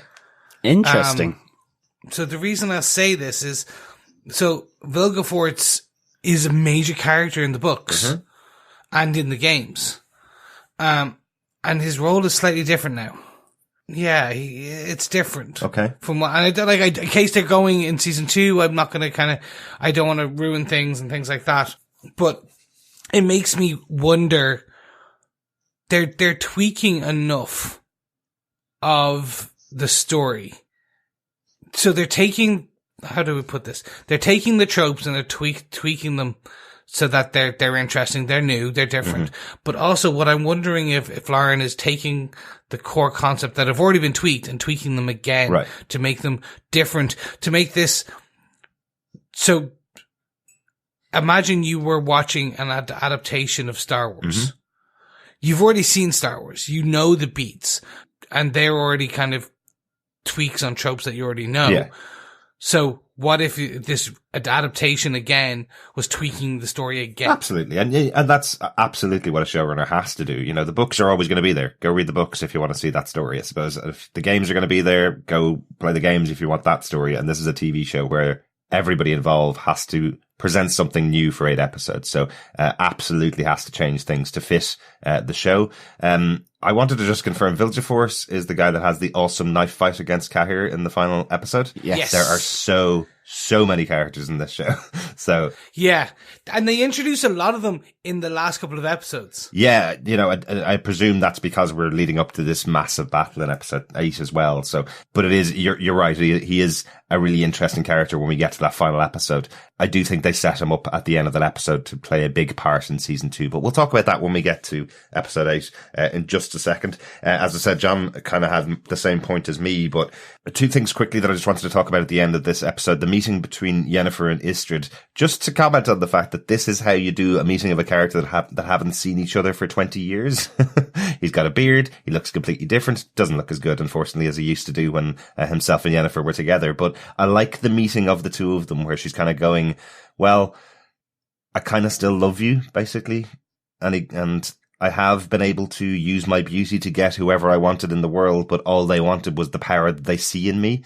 And he looks at her and goes, but I see the power that was inside you, and I'm the only one that's seen that. And she just kind of looks back at him, doesn't say a word, not revealing that Geralt has also seen that type of power from her as well. So I really like how that's played by the actress in that moment. I love that she presents it to him as, yeah, you're right, or you could be, but I'm not confirming that. That's really good. Yeah, and I think Tisaya also knows the power that she has. Absolutely. As well. Yeah. For sure. Yeah. I also enjoy when she's going back to Artusa to talk to the young girls who paid their way into the school, I guess. And she's kind of looking at them going, do any of you have any kind of magical abilities at all? Or did you just pay? Oh, well, we thought that the place deserved to have people from good families here. So what does she do? She basically cooks up a batch of LSD to give to these girls and tells them you'll never know the colors that you'll see when you're taking these drugs, basically. I just think it's quite funny where she's just going, well, this place has gone to the dogs. They're not even bringing in magic users anymore. They're just taking the money, you know? I also got the sense that she was about to turn them into eels as well if Tisaya hadn't come in and intervened at that moment. So yeah, I thought that was good. I loved all that kind of flashback. I liked the kind of the sense of bitterness and resentment about Aratusa and her time there. And I thought that was really, really good. Those memories, especially where she looks in the mirror to see her old form as well. I thought that sort of reflecting back on her as well. Yeah. Which I suspect would have been a bit of a double-edged sword in that, you know, she had to change from that to get this power of beauty, which has ultimately turned to dust, hasn't really promised what she thought it could do. And ultimately she's no longer, you know, she's not in that kingdom that is proving to be the one that has the power. Yeah. That is Nilfgaard. And I think we get this, I know it's in episode 8, but we do get that moment where Fringilla speaks to her in Elgin, saying about, this is where the power is. This is where you can fulfill your true potential. You've wandered the world looking for all of the power, and you should have just come here because you can do whatever you want to over here. I definitely want to make the point about that because that goes right back to what I said at the beginning of the season when we get into episode 8. One other point that I just wanted to mention, because myself and John actually talked about this directly after the episode. We've been talking almost constantly throughout all of our discussions about this show and comparatives to Game of Thrones, just purely because Game of Thrones was the massive big budget show on TV for almost 10 years. And this is the next one that's going to kind of take over from it in a way. One of the things I just want to comment on was Ciri being attacked by the kids who she used to play Knucklebone with. Oh, yeah. What I said directly after that scene was just, I'm so glad this isn't Game of Thrones, and I'm so glad we have a different showrunner. Because that scene absolutely would have been those boys raping Ciri or attempting to rape her. Exactly. It's so good that they don't need to do that. The peril of having 5 bigger boys come along and go, we're going to kidnap you and give you over to the people that will pay the highest price is enough peril to have. But there's no way the showrunners of Game of Thrones would have been able to resist having another rape storyline in their show. And I would have sensed that even if they hadn't done that, there would have been an intimation towards it if she doesn't behave, that, we'll have our way with you. Yeah. Absolutely. I think it feels like Witcher is certainly about bigger themes, and they want to focus on this, destiny, fate, the battles, the bigger world storytelling. Yes, there are intimate moments, but it's not throwaway intimate moments, which, in this sense, this absolutely makes sense that these 4 Cintrons, to try and save themselves, would sell Ciri to the Nilfgaardians because of the bounty. Yeah. And hopefully then be able to live and not be sort of cut down by them. It's a way of saving themselves. Yeah. But even if their attack had ended exactly the same way, with them not being able to take her away, it absolutely would have been said in dialogue about them going to rape her. It absolutely would have been done in Game of Thrones. That would have been the thing that pushed her over the edge to use her massive power to kill them, So I'm so glad we don't have to go through another one of those storylines in this show, which we went through multiple times over and over again in season after season of Game of Thrones, which I adore, still one of my favorite shows of all time, but it was something that they just lent on as a crutch. If there's a woman who's powerful, somebody will attempt to rape her and she'll either get out of it or won't. It's kind of the way they did it in that show. I did feel that it was slightly implied to a degree. No, I don't feel there was any implication at all of it. I think it was simply, we are going to take you away. I loved even the discussion between the two of them where they go, just remember, we always knew you were the princess. We just had to let you win this game of Knucklebone over and over again because you were a princess and you had a crown on your head. It was almost just like the Disney villainous story. There's no need that I'm so glad they didn't even have any kind of intimation in this episode. It would have been so explicit in any other show dealing with this genre. Then my brain just filled in blanks to assume that when they were all grabbing her. I think that's where my brain leapt to. But I think it was to put her on the horse and to tie her up, to take her to sell her to the Nilfgaards, because he actually says there's a king's ransom or something exactly for you. Wow. Okay. See how often it's used as a trope, Chris? Yeah, really. Wow. I think as well, as a nice segue into our final episode 8, in episode 7, we do see Ciri going very dark and stormy and sort of testing the vocal cords out for the old scream. And I think going into episode 8, entitled Much More, I love seeing the aftermath of that. Certainly the overhead panning shot where unfortunately the horse has also been caught in this crossfire as she tries to save herself from being taken to the Nilfgaardians. I love that black epicenter right in the center. Yeah. And all the grass all around is all cleared out in a circle as well. I think that's really cool. Absolutely. And the woman carrying Ciri away from that epicenter. But yes, unfortunately, White Beauty got caught in that screamy crossfire. Was it clip or was it clop? I don't think we ever found out. Well, it's now Nothing. Yeah, it's now a fillet of horse and some glue, probably. Nice. Right, let's get on to our final episode for the first season of The Witcher. Episode 8, as you mentioned, John, is called Much More, directed again by Marc Jobst. This one, of course, as we always say on a good show, was written by the showrunner Lauren Schmidt. She's written loads of episodes of TV, as we talked about before, including West Wing, Justice, written and produced shows like Daredevil, and was co-executive producer on Private Practice and on The Umbrella Academy. Also heavily involved in the TV show The Defenders, where we got our original podcast name of The Defenders TV Podcast. So lots of credit to Lauren Schmidt for all of her work that we've talked about over the years. Yes. And it just keeps getting better. Exactly. Much like ours. Yes. And of course, her showrunning work on Witcher is fundamental to the show. So, John, do you want to tell us what the summary for this episode is? Sure. A terrifying pack of foes lays Geralt low. Yennefer and her fellow mages prepare to fight back, and a shaken Ciri depends on the kindness of a stranger. In order to figure out exactly where we are on this, John, do you want to give us your first point? Because I think that kind of leads in with the summary as well. Absolutely, because once again, Chris, you took the entire episode as a point. That's all right. This was your show, so it's okay. But for me, I have Geralt and the ghouls. Mm-hmm. I love this interaction. In fact, again, on starting the game up, one of our first few battles were with ghouls.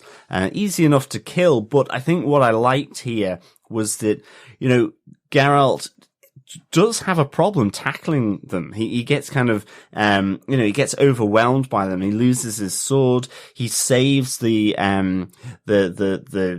funeral guy, the guy who is loading up the bodies to take them away, who he does feel is a grave robber. I love the ill winds follow a grave, robber. I liked the little sound of the fly sort of heralding these ghouls coming under from the ground, almost like Jaws, but in the soil as you follow them.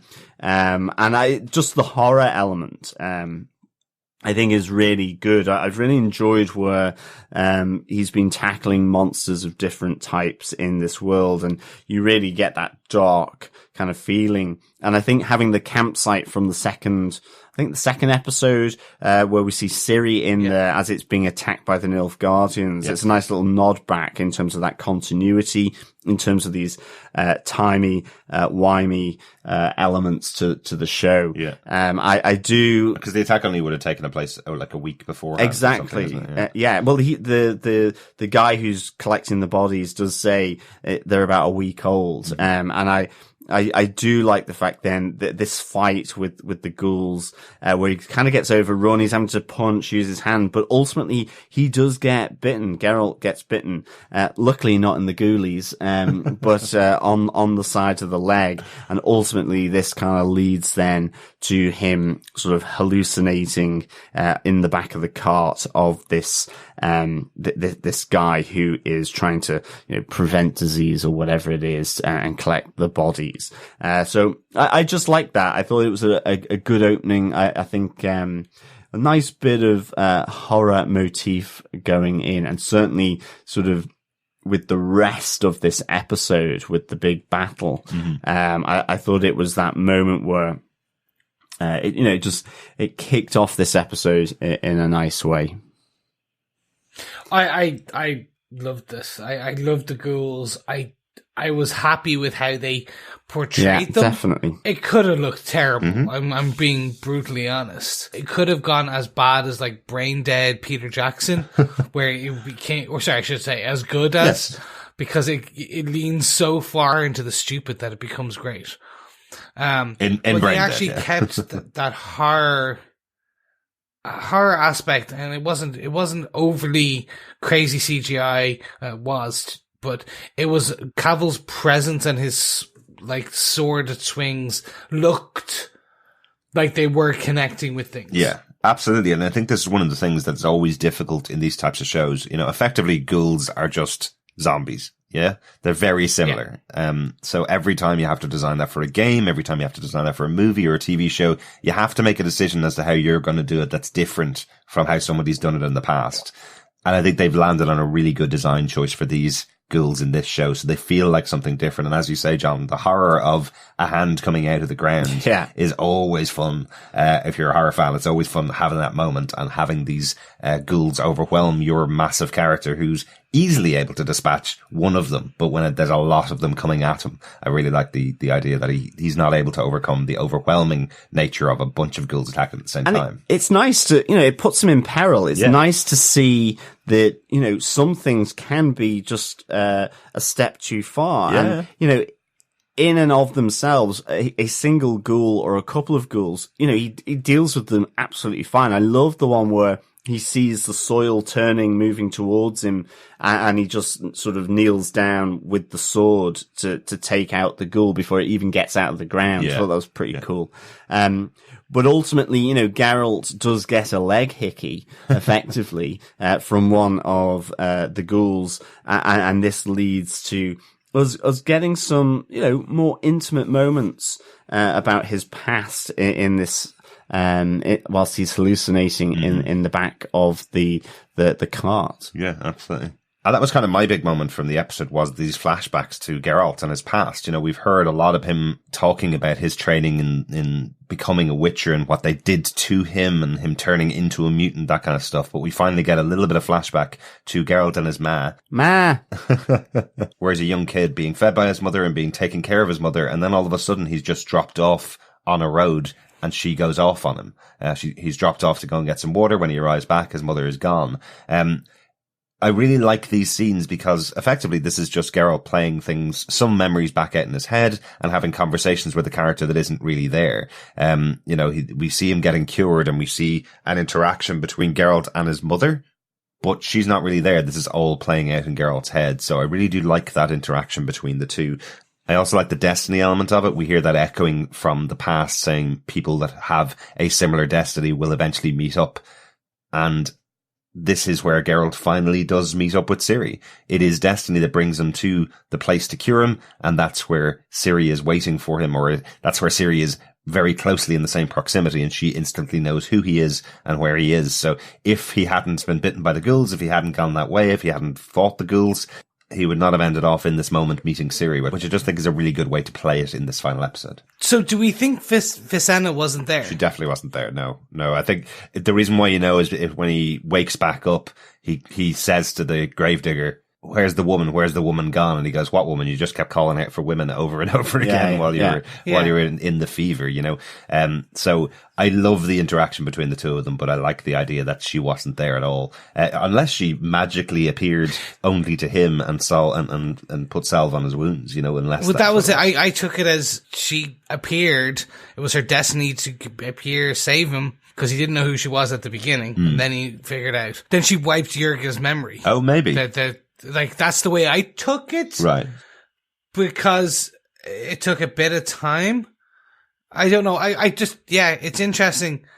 But we get some cool information. Like, Geralt's the son of a sorceress. Yeah.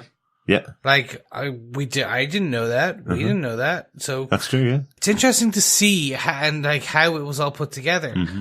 That, why he's attracted to sorcerers because he's got a mother complex. Oedipus. Maybe. But I wonder if that's the reason why he was able to be one of the people that survived through the Witcher training, is because he has some magic in his past from his mother, Yeah. He references the fact that only 3 in 10 boys survive the trials to become a Witcher. So that's why they're so strong and powerful, is because they've weeded out anybody that could have failed those challenges. And it sounds like failing the challenge probably doesn't mean you get to go home afterwards. No, I don't think there's an exit strategy if you fail the Witcher tasks and challenges. Yeah. Absolutely. I think as well, the great thing about Ciri and Geralt's meetup is just her sort of question as well, right at the end. Yeah, absolutely. Who's Yennefer? And it's a great moment because, it dispenses with, "Oh, I found you," and going back into the law of surprise and all this kind of stuff. Are you safe? All this kind of thing. It's just you see the look on Geralt's face as she's like, who's Yennefer? Yeah. And certainly given what's just happened in the Battle of Sodden Hill, then, it's a great way just to close out, the series. It's really nicely done, I thought. And it's referencing the fact that she's been hearing this voice from Geralt talking about her name. That's the connection that they have between the two of them, is that she keeps hearing him say the name of Yennefer. And this is the character that's oldest in the series. If we go back to that timeline again, Yennefer's been around for 50 years in this series and has had all of these amazing things happen to her, yet Ciri has absolutely no idea who this character is. So I love that meeting of two main characters, and the third one of them doesn't even know, which I think is a lovely, interesting touch. Chris, go on, bring us on to the big part of the episode, your final big moment from episode 8. For me, it was just the Battle of Sodden Hill. Mm-hmm. This is the definitely. one thing that we lacked in. We talk about Game of Thrones. It's if you bring magic into warfare, that's where I was like, "Oh, this is cool." Now this is an army of, it was 22 sorcerers going against an army, a battalion. And what would they do? So it's so interesting to see how they use their powers, or how they use their sorcery in a good way. Let's say the 22, so without killing themselves, and how they use it to protect while still attacking towards the end.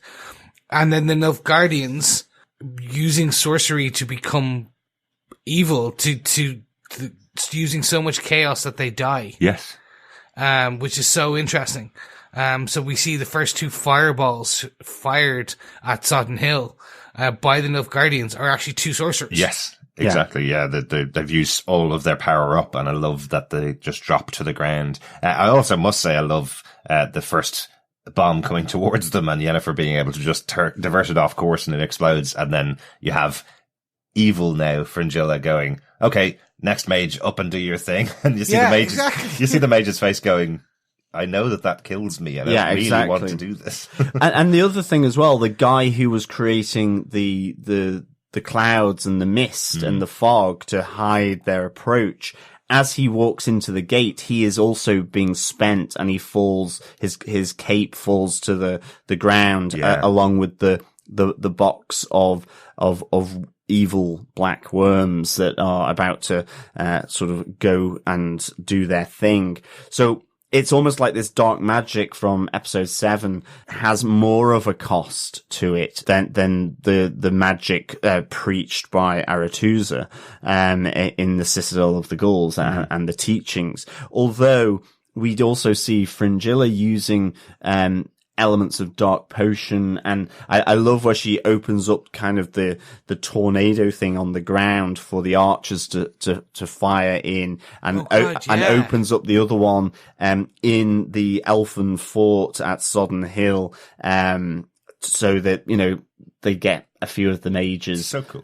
Really good. But she's not being affected in that way. But maybe it's just it depends on the type of spell and how long you do it, because, obviously the fireballs seem to be fairly powerful in what they need to do. Mm-hmm. And the guy who's walking with the soldiers, the mage who is having to create this fog, is having to do it for quite a long time. Yeah. And, I like the fact that, in this moment, they've taken out 3 of their mages just purely to do their attack. Yeah. It's huge props to the writer's room here, isn't it? Because they set up the concept all the way from the beginning of the show that every piece of magic has a cost. And, obviously there are some things that you do that don't have as much of a cost. If you're not doing something massively powerful, it won't kill you effectively. But I love the idea that when they get here in a massive battle, they still adhere to those rules that they've set up. So you can only use one powerful piece of magic as the army is attacking. So hold your stance until the very last moment, use it then, and then you can take down as many soldiers as you can. But that's it. You've then used your piece of magic, or else you will die. And they have to fall back over and over again because they've used that bit of magic. It's not like they have a pile of these weapons available. There's only 22 of them. So they need to make sure they protect the people that are in there and they use their one bit of magic and then fall back or they will die. I think that's a really cool little rule that they've placed on themselves for the fight. I think the other great thing about this battle, is that, you know, it's quite intimate actually, you know, because it's in forests and all this kind of stuff. And it's kind of a mage on a sort of a battalion of the Nilfgaard soldiers. But I love the establishing shot of this sodden hill area and the elven fort with the bridge. Like, it's just spectacular. Yeah. And then when they're testing the defenses, again, you have it pulled back and you see Yennefer chucking that fireball away. And there's a few moments where it just pans back, of course, right at the end as well, when Yennefer does her thing, which it's just really good because it keeps connecting you into those intimate moments in the forest where, you know, like you having Fringilla and Tessia, sort of meet up. You have, Vilgefortz and Cahir's meeting up as well. So I love some of those wide shots of the whole battlefield. It just is, it's just so sort of epic looking. So really good. And I think that's the exact word, epic. So in a lot of these shows, like, or even in the beginning of this season, we see that massive battle. Mm-hmm. That's not on the same scale as this, because it's not just hundreds of thousands of people. It's the same with the Battle of the Bastards in Game of Thrones. Mm-hmm. Like, where it was the epicness was the scale of the battle that we were seeing. This isn't the same scale. It's because it's just a company versus 22 and a couple of 22 sorcerers, and a couple of refugees. Yes. But what's epic is the use of battle magic, or magic in battle. And then the being able to see it on the, as you say, like the pan out views where we see like the fire being shot out in a wave across the woods in like literally a cone outwards. I love it, and I love the touch of just her keeping the people that were important to her alive as that fire rolls over and around everybody else. That was awesome. I just think it's such a beautifully shot scene and a beautifully put together idea. And again, I think these writers have such a great grasp of the rules that they've given themselves to play with, you know, the idea that they come back afterwards and Yennefer is nowhere to be found.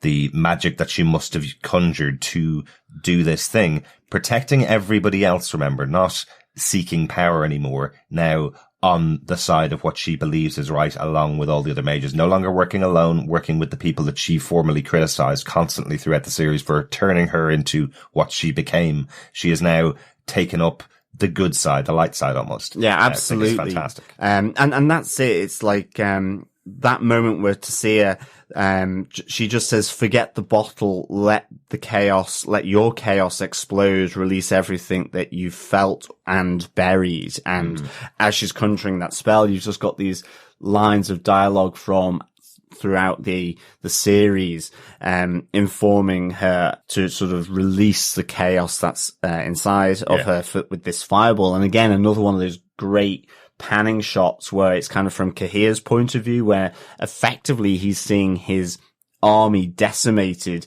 just as, is it King Falstaff from episode 3 or 4, where he comes over the ridge, very Lord of the Rings, with the Rohirrim coming, in the Return of the King, just in time as such. So it'd be interesting to see. They could have probably used them about an hour beforehand. Well, they could have, absolutely. But I just thought it was really, really good. Really epic, definitely. Is Vilgefortz now evil? So that's very quickly where I wanted to kind of discuss, which is that we get this introduction of these evil worms, earworms, that take over and make you battle for essentially the Nilfgaardian forces. I actually have it written in my notes that this is a worse earworm than toss a coin. Well done. I'm gonna give you that one. I don't like it, but I'm gonna give you that one. It's so interesting to see this, because this could explain why Fringilla is the way she is. So these magical earworms that we are literally introduced to in the beginning of in mid this episode, there's no other explanation other than you do what they tell you. Yeah. So potentially this could be this is a bit of a gopher for season 2. Do you think so? Because I don't know. Let's talk this bit out as we go. So the earworms that we're talking about, the little black worms that are sent into the castle of Sodden Hill, they take over 3 people. They take over Sabrina, who we saw from episode 1 was another mage working with Yennefer. She walks up and tries to kill Yennefer, but then falls off the side of the building with Yennefer, and the worm falls out of her ear, and she apologizes effectively. The 2 kids then drop bombs, and they effectively are turned into suicide bombers, but they're very blank the whole time. They have no expression on their face the whole time. They just carry out the mission. I would be surprised if they said the earworms were what were controlling Fringilla and what's controlling Vilgeforce as well. I feel like there's been a bigger change here. I think Fringilla has gone to their side because they allow her to do what she wants to, and she is now ultimately very powerful, something that Yennefer was craving her this entire season. And I think what may have happened to Vilgeforce, I don't know at all because we don't get much on screen. What may have happened is he has the ability to regenerate. So I think he may have regenerated bad, effectively. He constantly regenerates those swords over and over again. We think he's dead, and then we see him at the end of the episode staring effectively off into camera, looking quite evil after killing one of the members of the army who asked to be saved. So, or was that how he saved them, putting, maybe putting him out of his misery? Yeah, exactly. Maybe. Too far gone. Yeah. I loved Vilgeforce's perpetual sword. Awesome. Although I presume again it was just the cost of that magic of regenerating the sword. Well, in a video game when you've got 8 attempts. Well, that's true. And it goes down to 7 and 6. It's like, damn it! I've used all 8 attempts. Like, there's no longer a sword. Absolutely, you've got to go and find more. Oh no. Exactly. So maybe Vilgeforce will just walk those forests trying to find new materials so he can craft a new sword, and that will be his story in season 2. Exactly. But gentlemen, that does bring us to the end of season 1 of The Witcher. Absolutely. Can I just also say one last thing? Oh, ask the question actually. What was your favourite magic attack from the mages? I loved the one from Triss, who put her hands on the ground and you have these mushrooms. It actually reminded me a bit of, Prometheus, Alien Prometheus, where they step on them just doing the puff of clouds. And I was like, you should have just put mushrooms all the way through this forest. What are you doing? I thought that was really nice. So she can only put the mushrooms out at a certain Well, that's true. I know that. There's definitely some really, really good ones. Chris, what's one that stood out to you in the episode? The homing arrows. Sorry, the arrows. It's not even magic. It was just that they're grenades that they turned into. So it was the jars. Yeah, the blue jars. Sulfur, that then the mages were firing. They were firing. So the boys were catapulting or slingshotting these things over. And then the mages were basically shooting arrows. And I was like, what's going? So they must be like homing arrows or something. It was very cool. It was just, it looked interesting because you saw at a distance then when they panned back to Fringilla and all them, you could still see those little grenades going off and they looked just spectacular. It's only when the 2 boys kind of took out their resources of all the bombs when they did their suicide bomber kind of moment that they lost all the resources to do that. But yeah, that's a really cool one as well. I really liked the magic that was in the episode. I think I probably agree with you, John. I liked the mushrooms growing and then everybody puking on the floor. Yeah, I know, that was pretty cool. That was I think the Fringilla and Tasia moment where they meet and she... Oh yeah. I thought Tasia actually was gone. I thought she was dead, but she seemed to have recovered. And at least was still alive at the end of the season, which I think is really good because I like her and Yennefer's relationship. I think the ups and the downs of it all, I think, have been really, really good. Absolutely. Literally closing out the episode, we find that Cahir and Fringilla are both alive on the other side. Village of Force, we don't know where he stands, on whether he's good or bad now. And, we have Tisaya still alive. Is Triss still alive? I think she got stabbed at the gate with a stick that was on fire, and she was holding that injury at the end of the episode. Triss, I believe, is quite a big character in the books and maybe even the games as well. But in this season, the only time we've really seen her was she's the mage that worked with Geralt, trying to serve King Foltest, who had the daughter who was the Stria. Yes, there we go. I got that out. Yeah, I tell you, like, you're using all the words today. I certainly am. But she's still alive. So there are some members of that 22 mages that are still alive at the end of this fight. So Yennefer did save a few people, at least. Unfortunately, some of the other mages get some really bad, terrible things happening to them. Yeah, I think especially the mage that loses her arms, and it seems to be singled out by the Nilfgaardians for excessively violent treatment, as well, because she's pinned to a tree just outside of the gates of the Elven fort. So I think that's it. She was kind of the last line of defense before they got in to the castle. So that's why she gets the real wrath from all of them, because she's still snapping necks as she's going. Really brutal end to that mage. But that's it for all of the episodes of The Witcher. Wow, only 8 episodes in the season, and we've covered them all over the course of the last 2 podcasts. We have one more thing to do, really. What did you think of the last 4 episodes of The Witcher? Will we go with Chris first? Yeah, I'm happy. Looking back at it now, don't kill me, boys. I could have done with a few more episodes. Honestly, I'm like, I think literally 2 more episodes. Chris, because it took so long to. Yeah, I know. This is usually we compare. Usually, I can play it and go, they could have shortened it down a bit, like, you know. I'm glad you changed the "we" to "I" there, Chris. Yes, for anybody who's only joining us for The Witcher or just joining us in 2020, Chris is the one that is most likely to tell us that they could cut a couple of episodes from a season of a show. Yes, exactly. Adding usually episodes is my favorite. This is filler. I could have done with 1 more episode or maybe 2 more episodes where, like, it's post going forward, because I feel this and it's exactly what it was meant to. Season 1 was the coming together of Destiny, putting all the pieces in place, but it feels like they just got going. They just got to the point at the end now where I'm like, oh my God, we got here and this is what's going to happen. And then it's like, we'll see you in 2021. Yeah, cue season 2. Exactly. Perfect. Exactly, I know. You'll be salivating for the next sort of year and a bit, Chris. You'll be kind of like drooling in anticipation. Well, exactly. So literally the end credit title now says, don't worry, Witcher is coming back for season 2. It's Netflix said that to me on the TV, oh, right, okay. And I'm like, well done, okay. You know I want more. Absolutely. And then it tried to get me to watch Lost in Space season 2, and I'm like, no, I'm okay, thank you. I'll go back to that. Literally what I really need to. But okay, that's a really interesting choice from The Witcher to Lost in Space. That's it was like going from an adult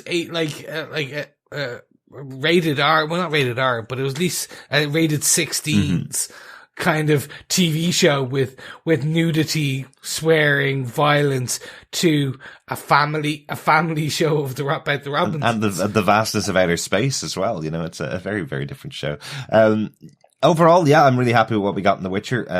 I again didn't know the source material beforehand. What I laughed at when we opened up The Witcher, John's already mentioned a lot of the game, but I did want to say one thing. When we opened up Witcher 3, the starting of it is Geralt training Ciri as a Witcher, and he's pining for Yennefer. So within the first 10 seconds of this game that we're playing, the 3 main characters are mentioned instantly, and we're going, oh, okay. Well, I guess it's not that much of a mystery what happens in the TV show. So probably shouldn't have played the game before watching the last couple of episodes of the show. But you knew that was going to happen. You knew Geralt was eventually going to get to Ciri. So that's not a major spoiler, is it? Overall, no. I really like the world that they created in the show. I think watching it the way we did was the best way to watch it. I'm glad we didn't record a podcast after each episode of the show, as I said, after the first definitely. 4. Yeah. I think that works even better in the second half, because episode 6, the one where they go after the dragon, really did feel like mission of the week type thing. And it does feel like what you traditionally call filler, Chris, you know. I liked it because it was a proof of concept for me. If this show had gone 22 episodes, you would certainly get loads more of those episodes where he goes out into the world to find mysterious creatures and maybe work with them, or maybe capture them, or maybe kill them, kind of thing. That would be the way the show would go if they wanted to expand it to 22 episodes. It would be the monster slay of the week. It would be exactly. like, oh, Geralt slaying that monster. Like, oh, you slay. like 15 seasons of Supernatural hosted by RuPaul. Is that basically it? Yeah. Okay. Certainly when Yennefer gave him his tight leather sort of chaps. Oh, I she was kinda sized like, him up well. She certainly did. And Henry Cavill once again in a bath with his top off. Mm-hmm. Maybe if the Doppler turned up, he came up out of the water. Hi, Geralt. So we're now into John's fantasy thing here. Oh well, okay. I must pen this down somewhere. But in terms of my rating, I really enjoyed this. I came in not knowing anything about the computer game, not knowing anything about the books, and I've really enjoyed getting into this world. Yes, it was a little confusing for the first 4 episodes until the timelines got sorted out. But then I'm like going, that's just really nicely done. I'm really glad that they took this interesting approach to it. I think Henry Cavill has been great with as Geralt of Rivia, and Yennefer, a fascinating character, and sort of the trappings or the pursuit of power. Ciri, I feel probably this just wasn't her season, but I certainly, the dark, screamy Ciri at the end of episode 7.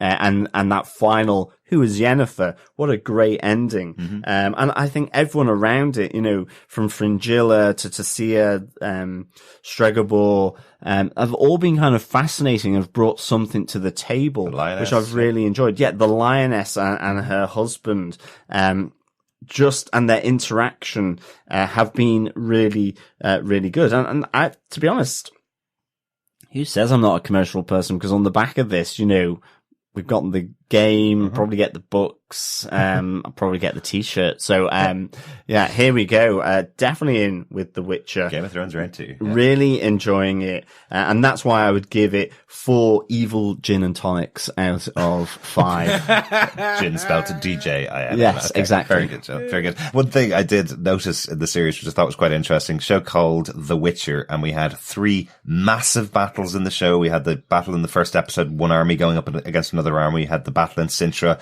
where the entire time the Witcher is behind bars, effectively, right until the end. And then we have this massive magic battle up on Sodden Hill in the final episode. Great. Isn't it fascinating that throughout the show, the Witcher is not actually part of any of those 3 massive battles for control of this world? You would just assume that he would have been used by one side or the other to protect themselves or to fight with them. But in a show called The Witcher, he doesn't play a part in any of those 3 battles. I think that's a brilliant choice, isn't it?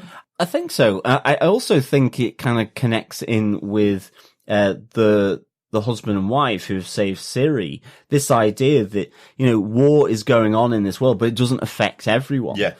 It's being played out in the background, and okay, it affects maybe Geralt a little bit more in terms of who he knows, like Yennefer and so on. But it is that interesting point of view from that couple who have saved Ciri, where they said, "Oh yeah, it's happening over there, but they're not interested in us. They're not coming this way. They're going north." Yeah. And I thought that was kind of a good thing. And I exactly. So I like the idea that this is not, while he is involved in these big stories, he's not the one. It's not like Geralt versus the Nilfgaardian army. Exactly. And I like, cause you could easily do that. They could have made him like, literally, he was the savior of Sintra. Yeah. Because he took down because no, he's still a man. He's just a really swole, mutated man. He can take on ghouls. He can take on, griffins and things like that. Mm-hmm. But he needs to be powered up, but it's still gonna take him down because he killed however many ghouls and neckers, or ghouls in this case, but they still bit him. So yeah, exactly. So, but I just kind of like that perspective, and I love, the characters that are in this show and the perspective they're taking on the normal fantasy genre. I think has been a really refreshing take on it. I kind of said it last episode. I've read so many fantasy books over the years, fantasy series mostly, and it's so fascinating to think we haven't ever had a lot of it ever on screen before. It's very rare you get a fantasy show that goes on for a long time that has magic and has battles with demons and that kind of stuff. It's usually only in games and books that they work. They generally don't work on TV and movies. Game of Thrones was a very much an exception to that rule, and mostly because it focused on the battle between people for the Iron Throne as opposed to the magic and as opposed to the other stuff that was going on within that time. So finally seeing something like this brought to life on screen, I think it's really cool. Regardless of whether you've read these particular books or not, it does have a really good element of fantasy with it that brought to life on the show. Really enjoyed it. Yeah, good stuff. Let's, with that, get on to our feedback that we've received from Bob Phillips for the remaining 4 episodes. Absolutely. For episode 5, he does announce that this has been watched with a much less grumpy eye, with a view to Yennefer as bored, pointless, powerful, but neutered by her rejection of the politics of her world. I loved the development of her village as a massive sex party. Yes, the orgy of episode 5. The violent governor as a sub with a tasteful plate of apples was a delight, says Bob. The rejection of witches offered to save her and anger that he did so anyway. I think this will be important later in the episodes, plus more bathing and frolicking. The doppelganger, Bob continues, using we was also delicious. This taking the fluid trope and allowing to develop with a more modern understanding of language is great. Still not convinced the Ciri story at the Elven Forest is going anywhere, but at least they are trying to make it a little more interesting with some spots of peril and the choices that need to be made. Mm-hmm. Yeah, absolutely. I think the doppelgangers was a nice little touch there. This idea that he is somehow a collective in himself, with all this absorbing of good looks, chiseled buttocks, and of course all the information of Mousesack. But I like even the concept that everybody that he's absorbed in the past, he's got all of their memories and all of their consciousness and all together. So he calls himself we. I love that idea that we are not just one, we are many, kind of thing. A really cool idea. Makes it even scarier. Yes. Bob went on for his feedback on episode 6 to say, Dragon Quest! This episode feels almost completely unrelated to whatever the main theme of the series is, but absolutely watchable and full of all the elements we've enjoyed. The monster killer who saves dragons and feeds angry panther head bipeds. The shockingly beautiful sorceress who uses all of her strength and works with and against the expectations of the world. The dwarves being successful by sharing knowledge unique to their differences, and the bard again being sidelined and useless. Where the story did advance, I felt like it was teasing again the ideas of predestination and destiny. I like that we are seeing more of the winged helmet baddie and still don't understand the importance of Ciri. Yeah, I think we literally just talked about it, that this could have been a monster of the week bit, but it actually just did enough to move the story slightly enough ahead. But it was used to deepen the Geralt and Yennefer story. Yeah. Absolutely. And changed, I suppose, the perspective of Yennefer as being someone that will do absolutely anything to have a child, regardless of the consequences to anybody else. We finally see a moment of her realizing, actually, maybe we can't say regardless of everybody else. Maybe there are some people that I need to put above myself. And that's the revelation we get at the end, is that she has now turned back into someone that will put others above herself, that she's not the only thing that matters in the world, I suppose. On to episode 7, Dr. Bob says, well, this was heavy on politics, wasn't it? Making it abundantly clear to us that the invading armies see themselves as in the right, but with their own version of what is acceptable, and the use of slavery and slaughter to enforce it. Good to see archaeologists being highlighted as amoral opportunists who are more than willing to use indentured labour and disregard for the country's own treasures as long as it produces results. What is Ciri, though? Is she a goddess, an elven mage, a devil, or incarnation of chaos, or just a slightly annoying princess? All of the above. There you go. I love the archaeologist reference. Yes. Istrid being, yes, a little dubious here. The one thing I loved about that whole, sort of archaeological site was when you look at the extras on it and it's like, they're just kind of tapping the earth and doing random stuff. It's like, is there any meaningful mining or archaeology going on here? It's just like some guy sort of shoveling the side of a slope for absolutely no reason. You get this brush and rub away the dust up there for half an hour. Yeah. It's really funny. I just thought that was really funny. Absolutely. Thanks, Bob. And Bob on episode 8 goes, so what's going to happen next? I think, saw the near total destruction of all the mages and the unleashing of a firestorm to rival a flock of dragons.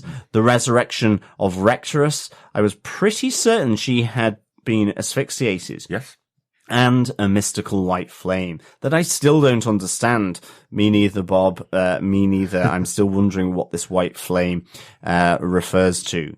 But drawing together the forces of the exceptionally white empire, the battered magicians, and an errant father figure and his previously rejected gift daughter finally meeting in the woods, and I still don't get what Ciri is. Very glad to have announced season 2, as this felt like the first half of something with a lot of story still to go. My other question, which I think I should be able to work out but can't, is why Magical Sword Boy seems to have turned into evil Mr. Mace. It's because he used the mace to crush the guy's head. Very good, Bob. Yes, we don't know whether he's evil or whether he's just putting that kid out of his misery. But yeah, I like your description of Vilgeforce as Magic Sword Boy. I will jump in very quickly. The white flame refers to, sorry, I should have said this earlier, and this is me with knowledge. The white flame refers to Emperor Emfir, who is the Emperor of Nilfgaard. Right. This is the rightful heir of Nilfgaard that's taken his throne? Yes. He is the king, the emperor, but Nilfgaardians, it's almost like a cult. So they see him as the one true heir. He is the white flame. He is it's cult like they'll kill themselves for him. Okay, yeah. Well, that makes sense for sure. I thought it was to do with almost like a deity or some kind of magical reference, rather. Well, they see him as a deity. Like, okay. It's that cult, yeah. Like he is the leader of the world. Okay. The rightful heir of the world. Okay, cool. Yeah, because I think, as well, I thought it may have related to something like Ciri, a bit like what Bob's saying, that, what is Ciri? Just because it's only really the sort of banshee side of it that we've really seen, and then that kind of, that moment where she flings everyone, onto sort of trees and kills them when she's protecting herself. That's kind of the only real notion. It's a shame she's lost Dara as well, because I thought he helped bring her story out a little bit more as well. But now that she's met up with Geralt, I kind of thought, because of her very white blonde hair, that this was, something or to reference the white flame in some respect. Perhaps, yeah. Just kind of connects in with the final piece of feedback that Bob has, and something that we didn't talk about throughout the series actually, but became our cover for each of our episodes for this series. The titles for each episode has its own kind of logo, effectively, for a group or for the story itself. And in the final episode, as Bob mentions, titles. So they change each time with a different amulet. But in episode 8, the wolf and a flame and a strange house martin merge together to make the white wolf symbol. Just to kind of have a quick chat about that, I suppose. So the symbol of Geralt, or of The Witcher as a show itself, is a wolf with a surrounding flame, effectively, and a bird. Chris, any insight as to what this could be? It refers to people coming together.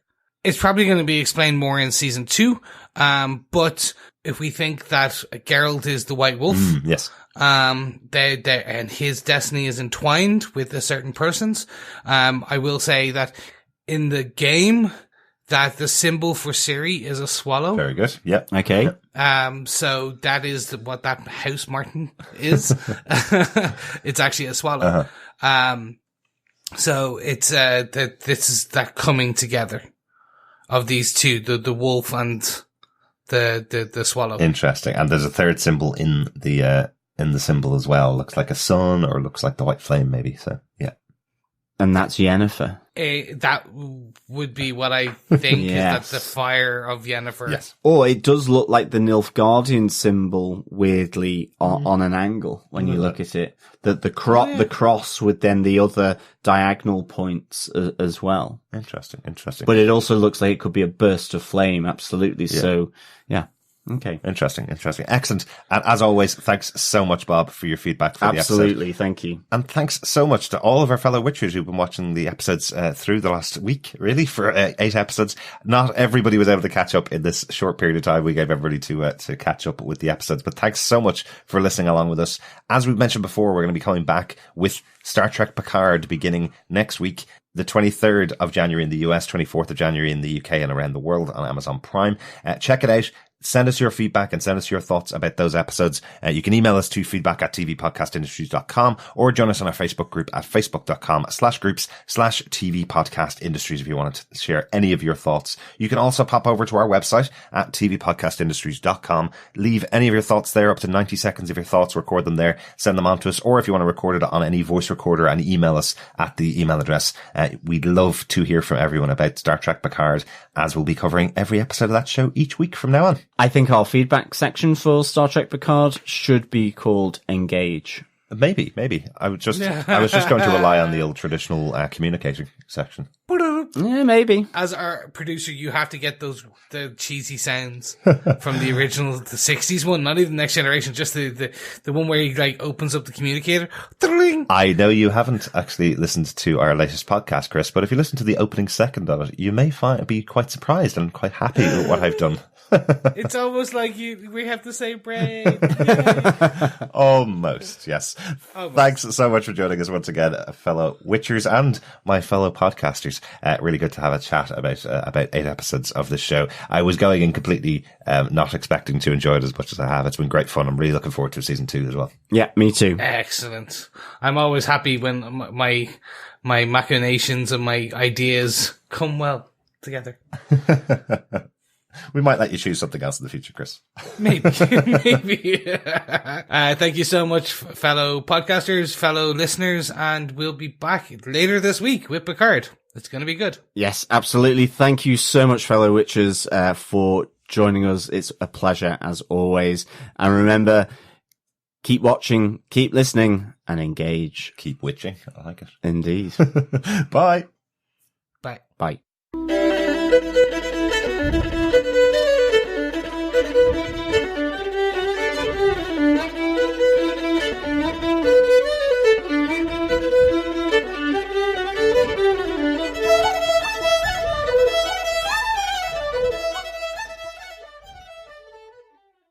I think Henry Cavill has been great with being the Witcher, being Geralt of Riviera. Riviera? Of the Riviera. Of the Riviera. With his top off, walking down the beach.